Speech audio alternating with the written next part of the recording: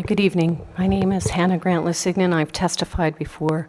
And I just want to say a few things because I can't help but really agonize over the outright attacks on other people. I have sat here respectfully and listened to people. I spoke with some people in opposition out here in the corridor.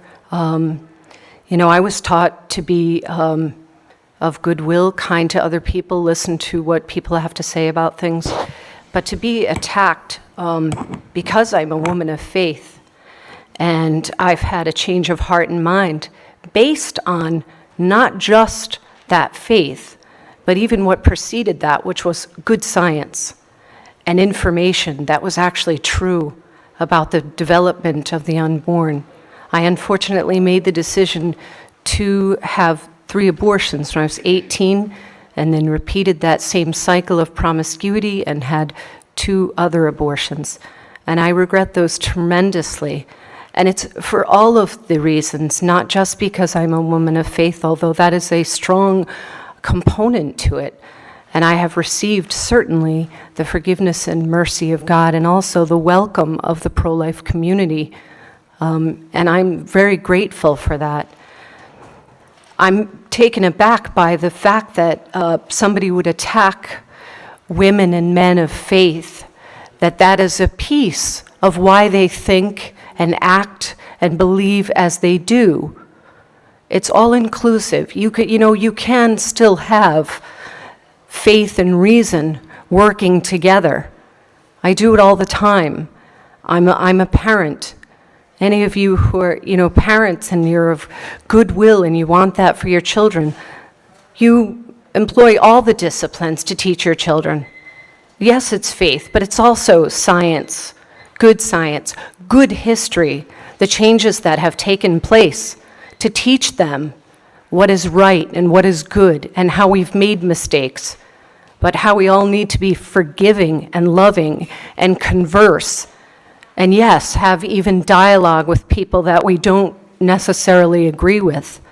But when you have facts that are absolutely grounded in good medical science, you don't need to be an expert to speak of those things.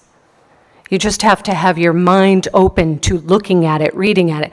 I've seen many people with their ears blocked here, with, earbuds in. They didn't want to hear the testimony of some of the good doctors who gave good testimony about the science that actually codifies the dignity of human life, the development of the embryo, and then fetus, and then infant, and then baby. It's a human being, right? Rapidly developing from the moment of conception all the way through that person's life.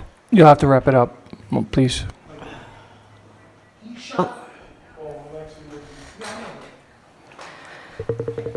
The last thing that I want to say is that